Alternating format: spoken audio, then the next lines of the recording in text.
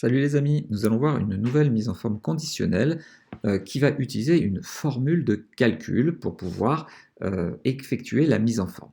Alors, expliquons déjà un petit peu cet exercice. Nous avons des vendeurs, Martin, Gauthier, Louis, Merlin, Patrice, avec des ventes en octobre, en novembre et en décembre.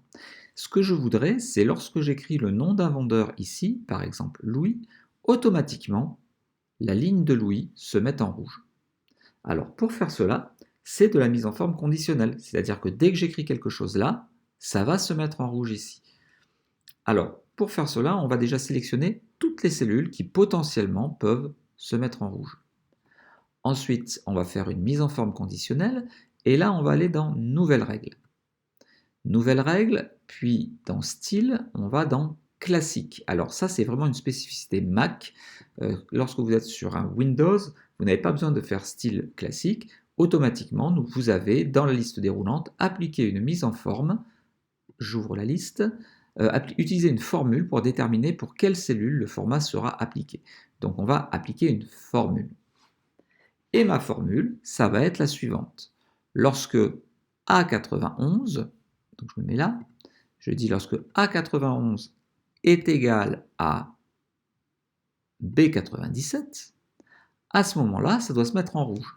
Alors attention, quand je suis ici, c'est A91. Quand je suis ici, ça sera A92. Donc en fait, il ne faut surtout pas figer la ligne. Par contre, quand je suis ici, on ira toujours voir la colonne A. Donc on va bien mettre $A91 est égal à $B, $97.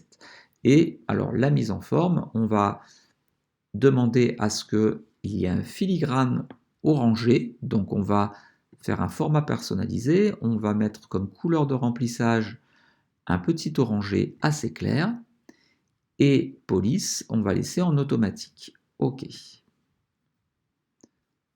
OK. Et donc vous voyez que là, comme il est écrit Louis, c'est toute la ligne de Louis qui se met en forme. Si à la place j'écris Merlin, automatiquement c'est toute la ligne de Merlin qui se met en forme. Voilà donc une utilisation de la mise en forme automatique qui est très pratique. J'espère que vous avez apprécié cette vidéo. Si c'est le cas, n'oubliez pas de la liker. Pensez également à vous abonner et à placer quelques petits commentaires pour engager la discussion. À très bientôt.